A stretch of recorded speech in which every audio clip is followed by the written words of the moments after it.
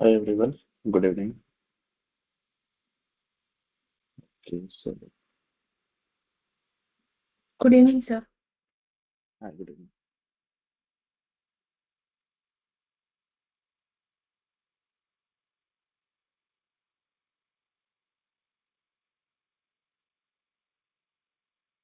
Okay, तो last session में हमने कॉस्ट सेंटर का सारा कॉन्फ़िगरेशन किया था, कॉस्ट सेंटर पूरा क्रिएट किया था। देन नेक्स्ट हम अकाउंट असाइनमेंट किए थे। अकाउंट असाइनमेंट में जितने भी हमारे पास ऑर्गेनाइजेशन यूनिट बने हैं एंड पर्सनल एडमिनिस्ट्रेशन में company business area, personal area, personal sub area उनका असाइनमेंट किए थे। साथ साथ कॉस्ट सेंटर का भी असाइनमेंट किए थे। देन हमने employ group employee sub group बनाए थे। देन नमकल फीचर मेंटेन किए थे। तो नमकल फीचर में हमने देखा था किस तरह से हम नंबर रेंज मेंटेन कर सकते हैं, अगर वो कंपनी कोड के लिए हो, personal area, personal sub area and आपकी employ group employee sub group.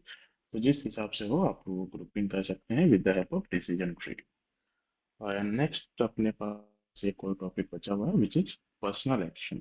So personal action configuration, हमने जो भी हायरिंग करना है, सॉरी जो भी एक्शन रन करना है वो एक्शन हम लोग क्रिएट करते हैं।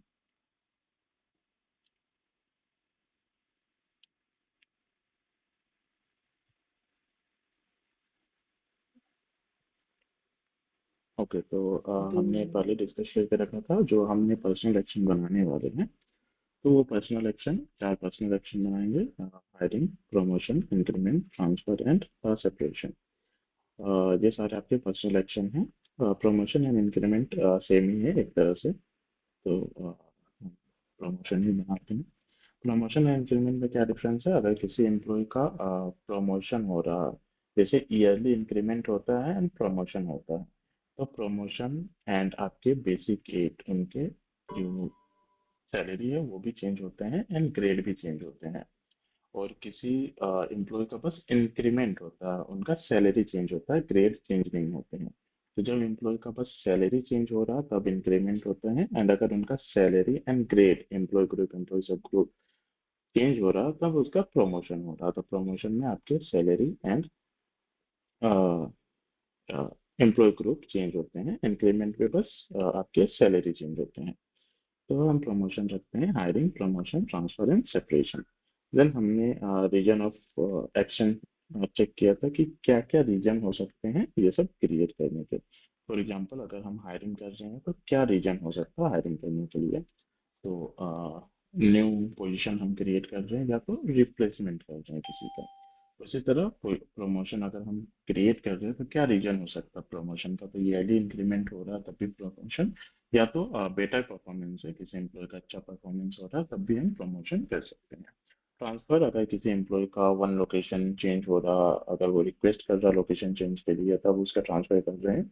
अगर कंपनी डिसाइड कर रही है उसका लोकेशन चेंज के लिए one department to another department या one personal area to another personal area, तो one business unit to another business unit, तब भी एम्प्लॉय का ट्रांसफर होता है। तो वो भी रीजन हम मेंटेन कर सकते हैं, क्या रीजन होता है ट्रांसफर का। एंड लास्ट में सेपरेशन हमने डिस्कस किया था। सेपरेशन के लिए अगर कोई एम्प्लॉय का टर्मिनेशन होता है, रेजिग्नेशन, रिटायरमेंट या तो डेथ हो जाते हैं, तो ये सारे रीजन ऑफ एक्शन होते हैं।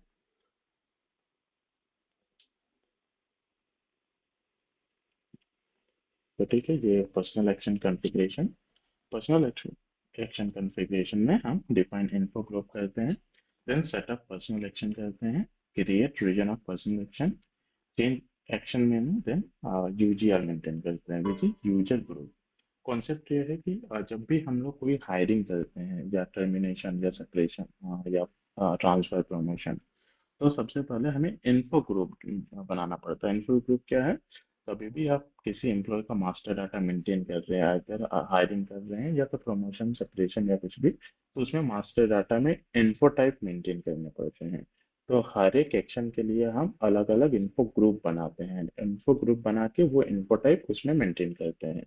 फॉर एग्जाम्पल अगर मैं हायरिंग कर रहा हूँ तो हायरिंग के टाइम में उनके मास्टर डाटा में organisation assignment, personal data, then bank detail, basic salary, time management, ये सारा मेंटेन होता है, एड्रेस, इनका एक ग्रुप बनाते हैं। उसी तरह अगर हम ट्रांसफर कर रहे हैं तो उसमें ऑर्गेनाइजेशन असाइनमेंट एंड या तो बेसिक सैलरी आपकी चेंज हो रही है, तो क्या चेंज हो रहा है? बस दो इन्फो टाइप। तो उन दो इन्फो टाइप का ग्रुप बनाएंगे। उसी तरह सेपरेशन अगर कर रहे हैं तो सारा जो भी हमने रिकॉर्ड क्रिएट किए हैं उसे डिलिमिट करना पड़ता है। तो ये सारे हम लोग इन्फो एक्शन बनाते हैं, उसके हिसाब से इन्फो ग्रुप बनाते हैं। देन फिर पर्सनल एक्शन क्रिएट करेंगे, reason of personal action create करेंगे, फिर एक्शन मेनू हर एक एम्प्लॉय के लिए अलग अलग, जो भी यूजर मास्टर डेटा मेंटेन करते हैं उसके लिए अलग अलग एक्शन मेनू होता है, तो वो भी हम लोग डिफाइन करेंगे। देन लास्ट में मेंटेन यूजर। ये कंप्लीट होने के बाद ही हम एम्प्लॉय को हायरिंग कर सकते हैं, चेक कर सकते हैं कि एम्प्लॉय हायर हो रहा है कि नहीं, जो आपके कॉन्फ़िगरेशन है वो सही हुए हैं कि नहीं। तो सबसे पहले हम स्टार्ट करेंगे इन्फो ग्रुप से। तो इन्फो ग्रुप के लिए आपको same SPRO, then personal management, personal administration, उसमें कस्टमाइजिंग प्रोसीजर है, action and define info group. तो सिस्टम में चलते हैं।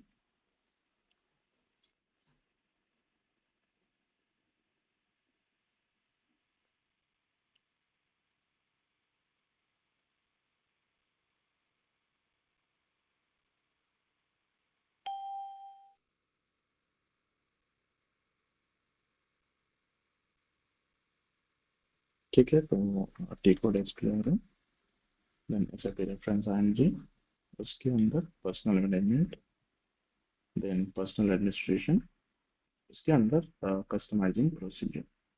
कस्टमाइजिंग प्रोसीजर के अंदर यहाँ पे देख सकते हैं सबसे पहले इन्फो टाइप आ रहे हैं। तो इन्फो टाइप में क्रिएट इन्फो टाइप है, sorry info type, change reason of action, ये सारे हैं। देन इन्फो ग्रुप मेन्यू है एंड एक्शन है। तो आई थिंक एक्शन में हमें जाना है। एंड एक्शन में सबसे पहले है डिफाइन इन्फो ग्रुप, तो सबसे पहले हम लोग डिफाइन इन्फो ग्रुप करेंगे। यहाँ पे देख सकते हैं user group dependency manage for info group. तो यहाँ पे हमें हर एक एक्शन के लिए, कौन आप एक्शन रन कर रहे हैं उसके लिए हमें इन्फो ग्रुप बनाना पड़ता है। सबसे तो पहले सारे एक्शन का ग्रुपिंग बना लेंगे। तो यहाँ पे मेनू है एंड आप टेक्स्ट मेंटेन कर सकते हैं।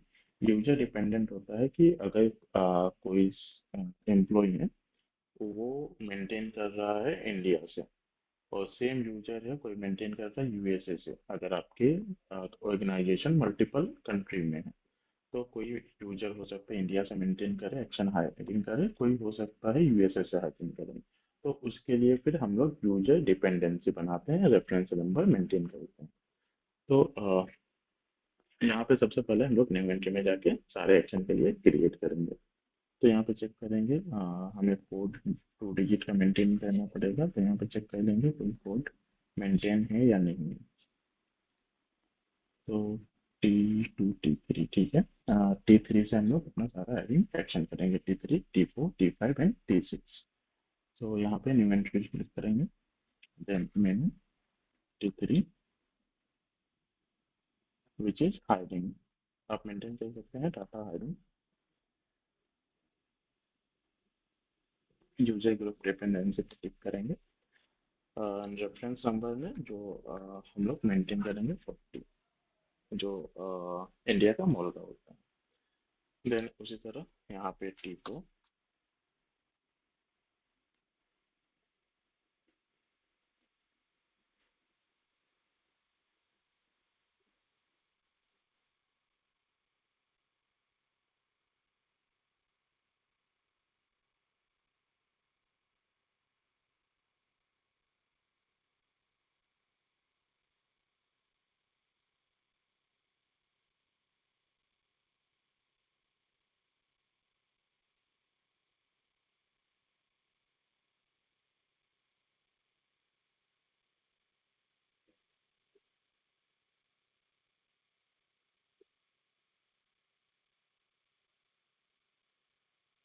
तो ये हमने चार ग्रुपिंग बना दिए हैं इन्फो टाइप के लिए। तो इसको सेव करेंगे।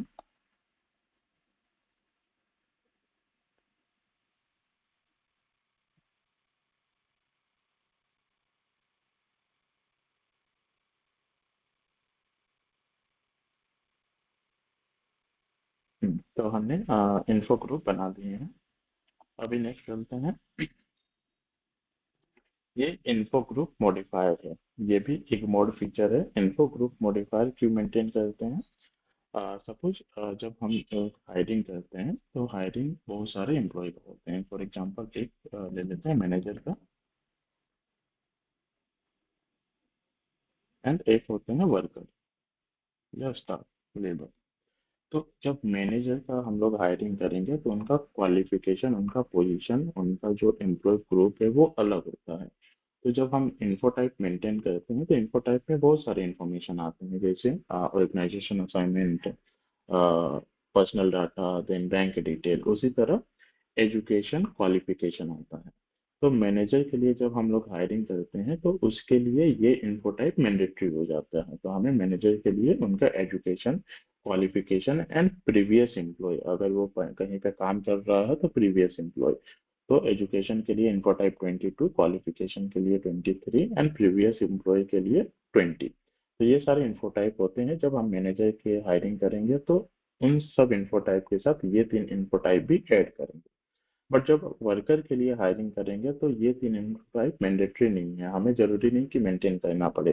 तो ये तीन इन्फो ग्रुप से हम लोग स्किप कर देंगे, क्योंकि उसके क्वालिफिकेशन देन एजुकेशन से या प्रीवियस एम्प्लॉय से हमें कोई मतलब नहीं है, तो उनका मास्टर डाटा में मेंटेन नहीं करेंगे।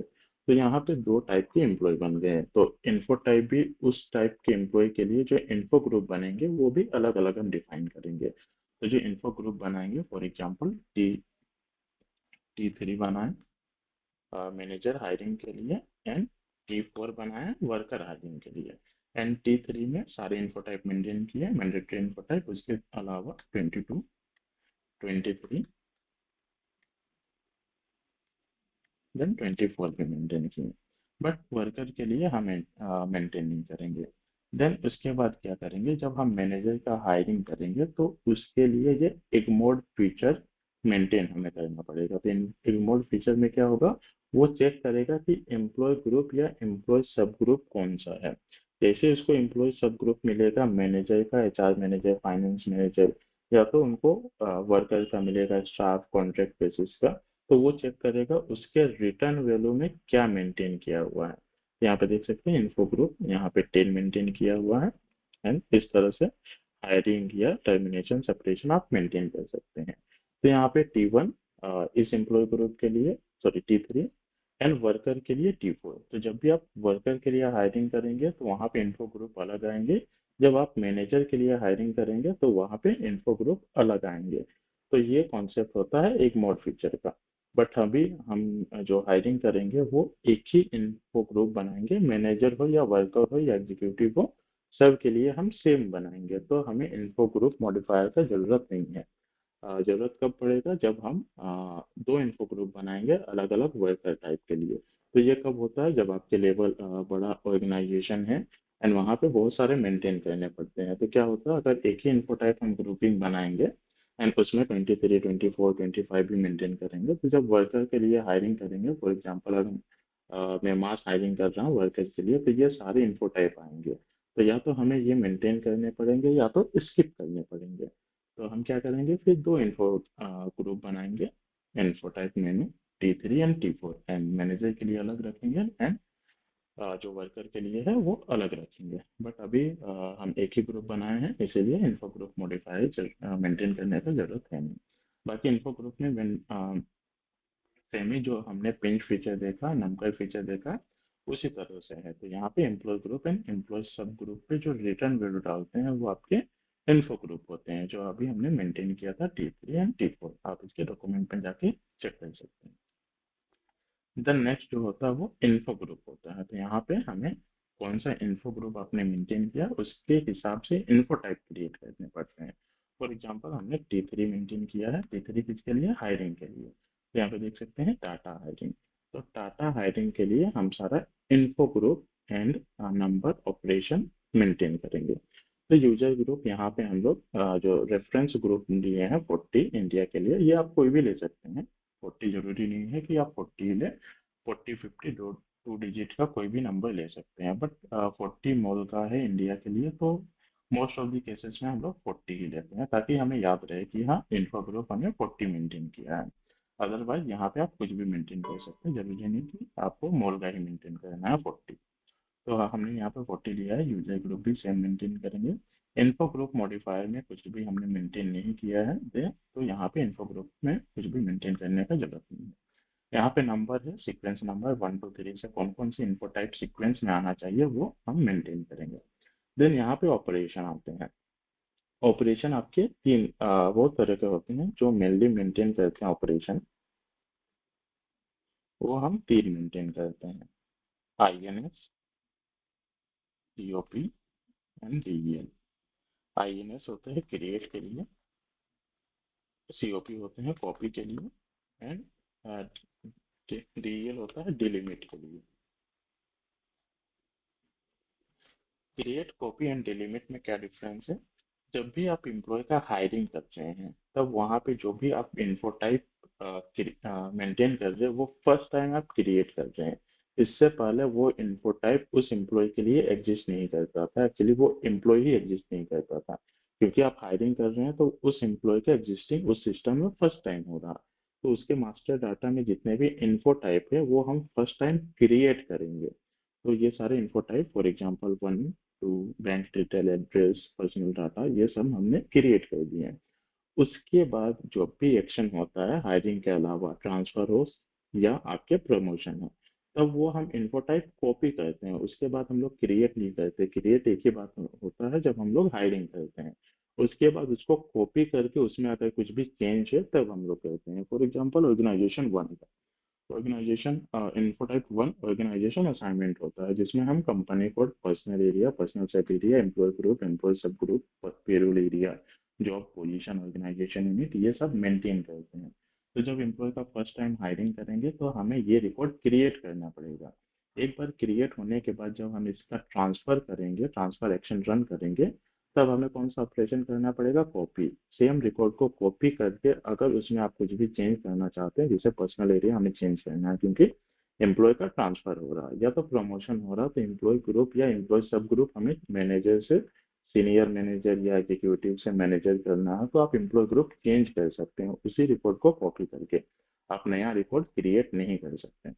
उसी तरह जब हम सेपरेट कर देते हैं तब हमें जो रिकॉर्ड ऑलरेडी हमने क्रिएट किए हैं उसे डिलीमिट करना पड़ता है। क्योंकि जब भी आप हायरिंग कर रहे हैं, फॉर एग्जांपल 1 जनवरी 2025 से हम हायरिंग कर रहे हैं, तो ऑटोमेटिक जो एंड डेट होता है वो 31 12 9999 हो जाता है। क्योंकि 10 डिजिट का डेट में यही पॉसिबल है एंट्री, क्योंकि आपको पता नहीं है कि एम्प्लॉय कब तक सिस्टम में रहेगा, तो सिस्टम ऑटोमेटिक वो लास्ट एंड डेट जो पॉसिबल होता है वो क्रिएट कर देते हैं। तो इसके सारे इन्फो टाइप इस डेट पे क्रिएट हो चुके हैं, बट एम्प्लॉय सेपरेट हो गया 31 12 दिसंबर 2025 को। तो ऑटोमेटिक जो ये डेट है ये हमें डिलिमिट करके ये डेट मेंटेन करना पड़ता है। उस टाइम पे सेपरेशन के केस में ओनली हम डिलिमिट करते हैं। तो सेपरेशन के केस में, सेपरेशन के केस में हम डिलिमिट करते हैं, हाइडिंग के केस में हम क्रिएट करते हैं, एंड उसके अलावा कोई भी हम ऑपरेशन रन करते हैं इन बिटवीन, अगर वो ट्रांसफर का हो, इंक्रीमेंट, प्रमोशन का, देन हम कॉपी करते हैं। तो यहाँ पे हमें न्यू एंट्री क्रिएट करना है। हम कौन सा इन्फो ग्रुप के लिए इन्फो टाइप मेंटेन कर रहे हैं? हायरिंग के लिए। तो हायरिंग के लिए जितने भी info type, mandatory info type होते हैं वो हमें सारे मेंटेन करने पड़ते हैं। तो ये भी कभी कभी इंटरव्यू में पूछता है कि हायरिंग के लिए हम कौन कौन सा इन्फो टाइप मेंटेन करते हैं।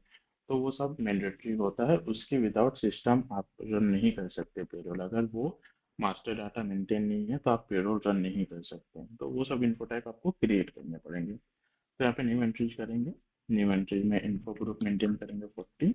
एक मोड कुछ भी नहीं है, sequence number, first info type. Then operation हम कौन सा मेंटेन करेंगे? ऑपरेशन, क्योंकि हम हायरिंग कर रहे हैं तो ऑपरेशन मेंटेन करेंगे INS, विच इज क्रिएट। तो वहाँ पे देख सकते हैं हम कॉपी भी कर सकते हैं, डिलीट भी कर सकते हैं। अगर कोई रिकॉर्ड हमें डिलीट करना हो तो डिलीट भी ऑपरेशन यूज कर सकते हैं।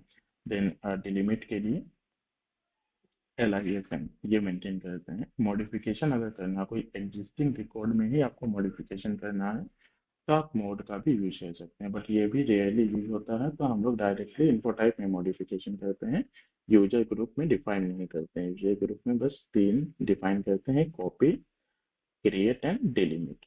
तो हम सबसे पहले रिपोर्ट हायरिंग कर रहे हैं, तो सारे एक्शन जो होगा इन्फो टाइप वो क्रिएट करेंगे। तो यहाँ पे आईएनएफ सिलेक्ट करेंगे, कौन सा इन्फो टाइप हम क्रिएट करना है। तो सबसे पहले जो स्टार्ट होता है वो एक्शन से होता है, तो ये एक्शन हो गए। सेम उसी तरह सारे मैंडेटरी इन्फो टाइप हमें मेंटेन करने पड़ेंगे।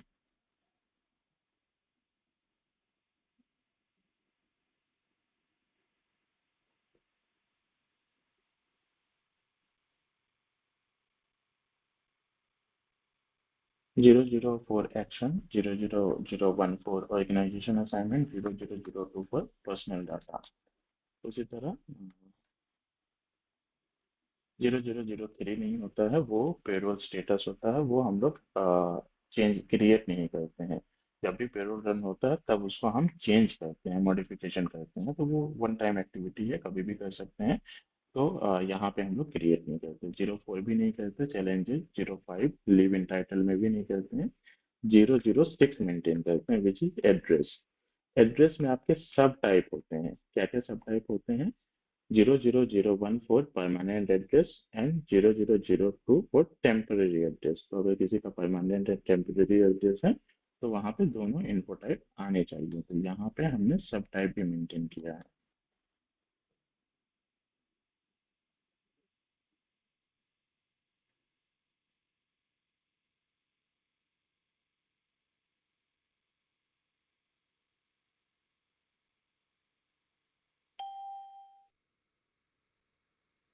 उसी तरह 06।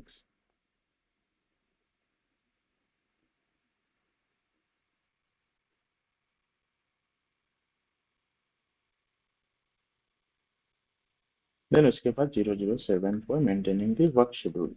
टाइम मैनेजमेंट, टाइम में आपके कौन सा पीरियड होगा, कौन सा वर्क शेड्यूल होगा, हॉलीडे कैलेंडर क्या होगा, वो सारे इन्फो टाइप 7 में मेंटेन होते हैं। तो उसके कोई सब टाइप नहीं होते हैं, एक्शन के भी कोई सब टाइप नहीं होते हैं। उसके बाद हम लोग बेसिक पे मेंटेन करेंगे, 0008। तो बस हायरिंग करते टाइम ही आपको मेजर इन्फो टाइप मेंटेन करने पड़ते हैं, क्योंकि ये सारे इन्फो टाइप मैंडेटरी होते हैं। 009 बैंक डिटेल अगर आप मेंटेन नहीं करेंगे तो उसका ट्रांसफर नहीं होगा, जो पेमेंट ट्रांसफर होता है वो ट्रांसफर नहीं होगा। देन उसके बाद इन्फो टाइप 14 15 होते हैं, जो रेयरली यूज होते हैं एडिशनल पेमेंट के लिए, या एडिशनल पेमेंट या रिकरिंग पेमेंट एंड डिडक्शन के लिए। तो वो आप मेंटेन कर भी सकते हैं, नहीं भी मेंटेन कर सकते हैं। तो एक इन्फो टाइप मैं यहाँ पे मेंटेन कर देता हूँ, 0014। देन उसके बाद 40 10 500। एक इन्फो टाइप होता है 105। 105 पर कम्युनिकेशन। कम्युनिकेशन में भी आपके सब टाइप आते हैं, 00110। उसमें आपके सिस्टम आईडी आते हैं, ईमेल आईडी आते हैं, फोन नंबर आते हैं, तो वो सारे कम्युनिकेशन डिटेल में ये सारे आते हैं। सब type 00110 for the email ID. तो अगर आपको ईमेल आईडी मेंटेन करना है तो आप ईमेल आईडी मेंटेन कर सकते हैं। देन ये नेक्स्ट इनको टाइप आते हैं 185। 185 for personal ID. Personal ID में भी सब टाइप आते हैं, 0001 for pan card, Aadhaar card, UAN number. तो जितने भी पर्सनल आईडी हैं वो हम मेंटेन करते हैं यहाँ पे। उसके बाद एक इन्फो टाइप होते हैं 588, अदर स्टेचुटरी डिडक्शन। उसमें इन्फो टाइप होते हैं 0008 वो टैक्सेशन ऑप्शन। आपको वो एम्प्लॉय न्यू टैक्स रिजीम में है या ओल्ड टैक्स रिजीम में है, वो आपको मेंटेन करने पड़ते हैं। उससे पहले पीएफ का मेंटेन होता है 587। तो पीएफ पहले मेंटेन कर लेते हैं।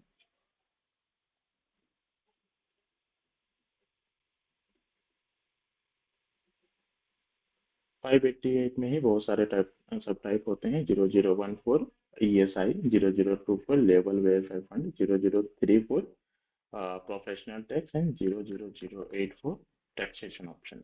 तो अभी के लिए हम इतने सारे इन्फो टाइप मेंटेन कर रहे हैं, एंड इसको एंटर करके हम सेव करेंगे। तो यहाँ पे देख सकते हैं जो भी इन्फो टाइप है उनके सारे डिटेल ऑटोमेटिक आ सकते हैं, आ गए हैं। Action, organisation assignment, personal data, then address, work time, bank detail, basic recurring payment, communication, personal ID. तो ये सारे डिटेल आ चुके हैं, इसको सेव करेंगे। तो ये हमने एक ग्रुप बना दिया है सारे इन्फो टाइप का हायरिंग के लिए। सिमिलरली इसी तरह हम सारे ग्रुप बनाएंगे प्रमोशन ट्रांसफर सेपरेशन के लिए। तो यहाँ पर बैक चलेंगे, देन वापस इन्फो ग्रुप में T4 which is promotion. Same new entry करेंगे, इन्फो ग्रुप 40 01। अभी हम क्रिएट नहीं करेंगे क्योंकि हमने सारा रिकॉर्ड ऑलरेडी क्रिएट कर चुका है। अभी जब भी मेंटेन करेंगे तो हम वो सारे रिकॉर्ड को कॉपी करेंगे। एक्शन आपको मेंटेन करना ही पड़ेगा 000। ये एक्शन के लिए होता है क्योंकि जो भी एक्शन का रिकॉर्ड रहता है उस एम्प्लॉय के लाइफ साइकिल में हायरिंग हुआ है, ट्रांसफर हुआ है, प्रमोशन हुआ, सेपरेशन, ये सारे डाटा 000 में मेंटेन रहते हैं। तो आप प्रमोशन कर रहे हैं तो उस इन्फो टाइप को वहाँ पे मेंटेन करना मैंडेटरी है। उसी तरह 40 02 कॉपी करेंगे एंड 0001 0001 फॉर ऑर्गेनाइजेशन असाइनमेंट, क्योंकि इसका प्रमोशन हो रहा तो employ group employee sub group change हो सकता है, उसका पोजीशन चेंज हो सकता है। एंड उसके बाद 40 03 कॉपी 0008 बेसिक पे। तो प्रमोशन हो रहा तो उसका बेसिक सैलरी भी चेंज होगा, तो बेसिक पे हम मेंटेन करेंगे। तो प्रमोशन के लिए ये 3 ही मैंडेटरी इन्फो टाइप रहते हैं। इसके अलावा आप मेंटेन कर सकते हैं अगर चाहते हैं कि नहीं प्रमोशन में उनका बैंक डिटेल भी चेंज होगा या तो एडिशनल पेमेंट या रिकरिंग पेमेंट भी चेंज होगा, तो वो भी आप चाहे तो मेंटेन कर सकते हैं। तो ये हमने 3 इन्फो टाइप क्रिएट किए हैं फॉर प्रमोशन। तो ये हमने ग्रुप बना दिया, इसको भी सेव करेंगे। उसी तरह सारे इन्फो ग्रुप के लिए हमें एक्शन क्रिएट करना, इन्फो टाइप क्रिएट करना पड़ेगा।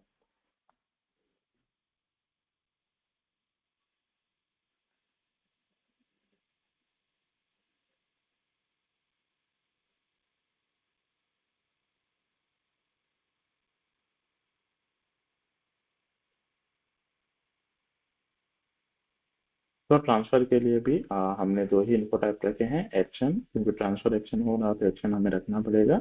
एंड ट्रांसफर के लिए उसका पोजीशन चेंज हो सकता है या तो पर्सनल एरिया, पर्सनल से भी एम्प्लॉय ग्रुप, तो ये आप कर सकते हैं। इसके अलावा आप बैंक एड्रेस भी चेंज कर सकते हैं क्योंकि उसका ट्रांसफर हो रहा है तो एक पोजीशन से दूसरे लोकेशन पे जा रहा है तो उसका एड्रेस भी चेंज हो सकता है। तो आप यहाँ पे एड्रेस भी मेंटेन कर सकते हैं, एड्रेस के इनपुट टाइप। तो अभी के लिए हम तो इन्फो टाइप यहाँ पे रख रहे हैं। देन हम लोग आएंगे सेपरेशन के लिए। तो सेपरेशन के लिए T6।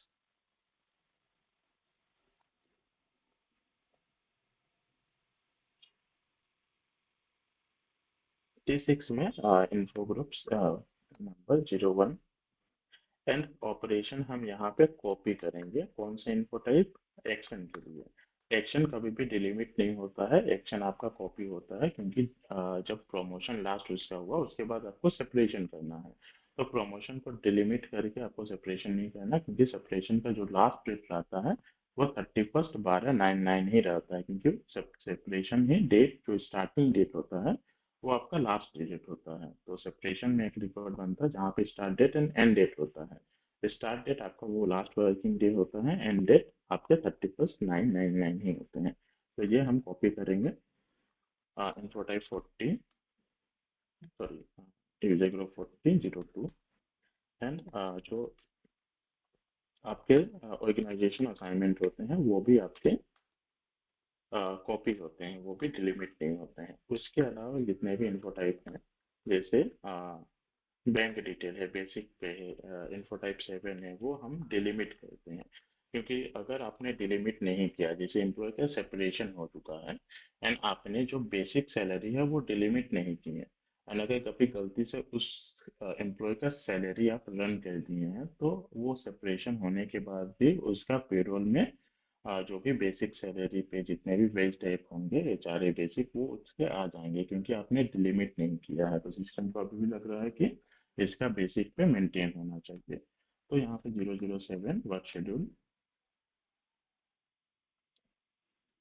उसको डिलिमिट कर सकते हैं, LIS 9 डिलिमिट के लिए 0007। उसी तरह इनको type 40 sorry, user group 4004 LIS times 0008 basic salary.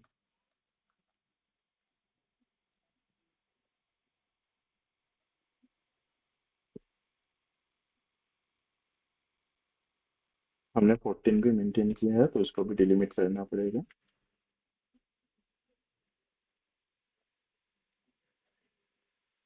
And उसके बाद हमने PF and taxation option maintain किया था तो उसे भी डिलिमिट करना पड़ेगा, नहीं तो उसका PF भी कैलकुलेट होते रहेगा अगर गलती से रन हो जाता है।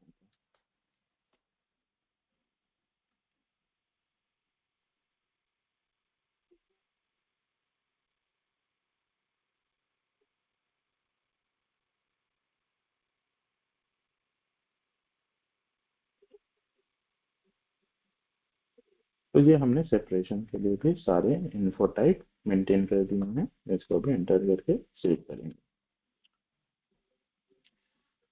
तो हमने सारा इन्फो ग्रुप मेंटेन कर लिया है। एंड नेक्स्ट अभी चलते हैं पर्सनल एक्शन बनाने।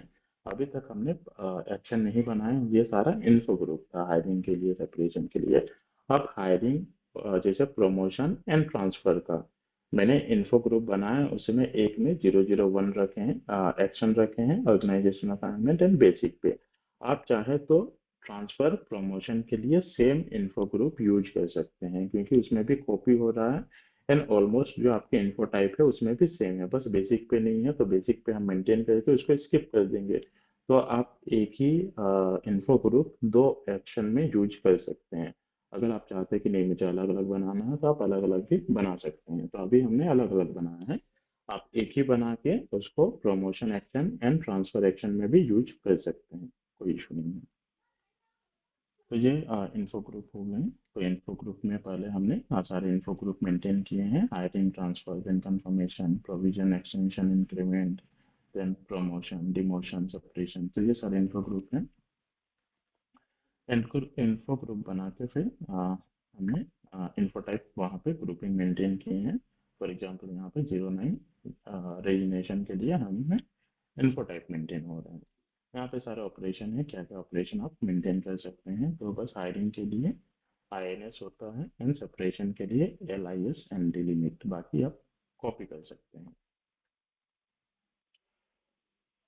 तो ये हमने सारा इन्फो टाइप एंड सब टाइप मेंटेन कर दिया। तो इन्फो ग्रुप मेंटेन हो चुका है। नेक्स्ट हम करेंगे सेटअप फॉर पर्सनल एक्शन। तो same SPRO, personnel administration, personnel management, customisation procedure में एक्शन में जाके सेटअप पर्सनल एक्शन, यहाँ पे सेटअप पर्सनल एक्शन आप क्रिएट कर सकते हैं। तो अभी तक हमने ग्रुप मेंटेन किया है, अभी हम पर्सनल एक्शन क्रिएट करेंगे। तो यहाँ पे देख सकते हैं सेटअप फॉर पर्सनल एक्शन, यहाँ पे पर्सनल एक्शन टाइप हमें क्रिएट करना है। तो यहाँ पे देख सकते हैं ऑलरेडी सारे पर्सनल एक्शन क्रिएट किए हुए हैं, जैसे यहाँ पे एक्शन ये सारे hiring, organization reassignment, then country reassignment, transfer, leaving, reentry in the country, तो ये सारे एक्शन बने हुए हैं। तो कोई एम्प्लॉय अगर वापस सेपरेशन हो जाता है, वापस से री एंट्री होना चाहते हैं, वापस से कंपनी ज्वाइन करना चाहते हैं, तो एक आप इस तरह का एक्शन भी बना सकते हैं, re entry in the into company. तो हम भी अब वापस से नया हायरिंग बनाते हैं, सेम हम मेंटेन करेंगे।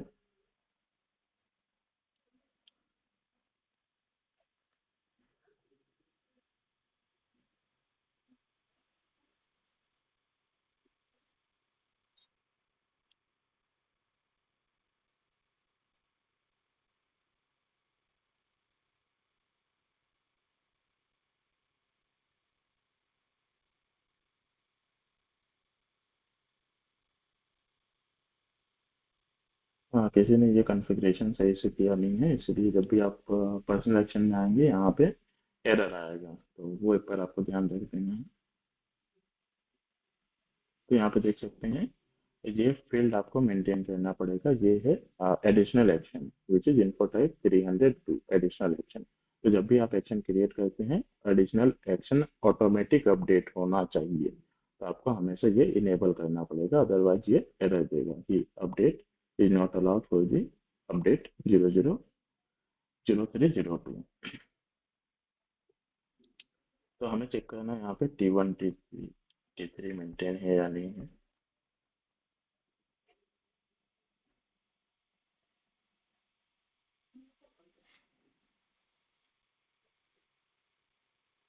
Okay, T1 and T2 maintain है। T3 से हम वापस से सेम यहाँ पे एक्शन क्रिएट करेंगे। तो एक्शन क्रिएट करने से पहले यहाँ पे कुछ फील्ड आते हैं, उन फील्ड के बारे में आपको जानना जरूरी है। सबसे पहले यहाँ पे एक्शन मेंटेन करना पड़ेगा। आप 2 डिजिट का कोई भी एक्शन मेंटेन कर सकते हैं, जैसे T1 T3 T4 हमने मेंटेन किया था, सेम आप यहाँ पे मेंटेन कर सकते हैं। यहाँ पे name of the action type हो गया, जो भी आप एक्शन रन यहाँ पे मेंटेन करते हैं वो सारे एक्शन आप जब हाइडिंग करते हैं with the help of input type 40, ये है पर्सनल एक्शन। तो यहाँ से सारे पर्सनल एक्शन रन होते हैं एंड यहाँ पे देख सकते हैं ये एक्शन नेम आ रहे हैं। तो जो भी आप नेम यहाँ पे मेंटेन करेंगे वो सारे नेम आपके एक्शन में आएंगे। देन उसके बाद यहाँ पे फंक्शन कैरेक्टर आता है। सबसे पहले फंक्शन कैरेक्टर में आप F1 प्रेस करके उसके फील्ड के बारे में इंफॉर्मेशन देख सकते हैं। तो यहाँ पे देख रहे हैं जो फंक्शन कैरेक्टर फॉर एक्शन, तो कोई भी अगर आप एक्शन क्रिएट कर रहे हैं, जैसे यहाँ पे हम हायरिंग अगर एक्शन करेंगे तो वो फर्स्ट हायरिंग हो रहे हैं, तो फर्स्ट हायरिंग के लिए आप 1 मेंटेन कर सकते हैं, क्योंकि उससे पहले वो एम्प्लॉय एग्जिस्ट नहीं करता था सिस्टम में। अभी हम फर्स्ट हायरिंग कर रहे हैं। अगर आप first hiring and transfer to data from recruitment, आपने रिक्रूटमेंट मॉडल यूज किया हुआ है एंड रिक्रूटमेंट मॉडल से ऑलरेडी उस एम्प्लॉय का मास्टर डाटा आपने मेंटेन करके रखा है, देन आप यहाँ पे हायरिंग कर सकते हैं एंड जो भी आपने मास्टर डाटा मेंटेन करके रखे हैं उस मास्टर डाटा से आप डायरेक्टली यहाँ पे मेंटेन कर सकते हैं, डाटा को ट्रांसफर कर सकते हैं। तब आप जो फंक्शन कैरेक्टर यूज करना है उस टाइम पे आप सेव इन कर सकते हैं।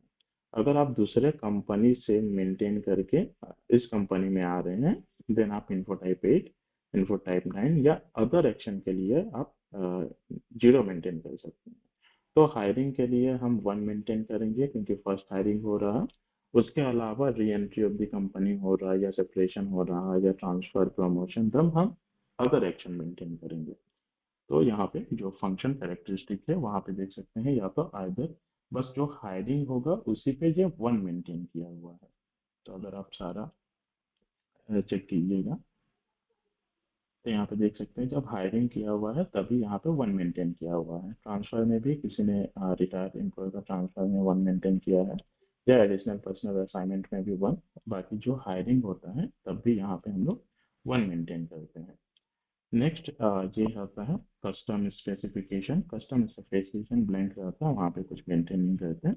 देन से एम्प्लॉयमेंट स्टेटस होता है। एम्प्लॉयमेंट स्टेटस मतलब जब आप एम्प्लॉय को हायरिंग कर रहे हैं तब उस एम्प्लॉय का स्टेटस क्या है। तो यहाँ पे देख सकते हैं ये कस्टमर फील्ड अगर यूज नहीं किए हैं आप तो इसको ब्लैंक छोड़ सकते हैं, ये ऑटोमेटिक ले लेता है। 2 है employment 0, employee not in the company, अगर एम्प्लॉय कंपनी में नहीं है। देन आप employee with the company but not inactive, employee with company but retired, employee active in the company, then आप 3 मेंटेन कर सकते हैं। स्पेशल पेमेंट के लिए no title, then special payment standard wage type अगर आप maintain कर रहे हैं कोई भी, ये होता है बस प्रमोशन या इन्फो टाइप 8 का मेंटेन कर रहे हैं तभी हम स्पेशल पेमेंट ऑप्शन हो रहे हैं। अभी ये हम 2 होगा एम्प्लॉयमेंट 0 और employment not in the company. अगर वो इनएक्टिव है तब आप 1 मेंटेन कीजिए, रिटायर हो रहा तो 2 मेंटेन कीजिए, अगर employee active in the company है तो आप यहाँ पे 3 मेंटेन कर सकते हैं। तो जब हायरिंग करेंगे प्रमोशन ट्रांसफर तो वो एम्प्लॉय एक्टिव है, एंड जब लीविंग होगा तब हम लोग 0 मेंटेन करेंगे क्योंकि वो इनएक्टिव हो चुका है या तो रिटायर हो चुका है। तो हायरिंग के केस में प्रमोशन ट्रांसफर ऑर्गेनाइजेशन रिलेशन में कुछ भी होगा तो हम लोग एम्प्लॉयमेंट स्टेटस 3 मेंटेन करेंगे क्योंकि वो एम्प्लॉय एक्टिव है उस कंपनी में, अदरवाइज हम लोग 0 मेंटेन करेंगे। एंड यहाँ पे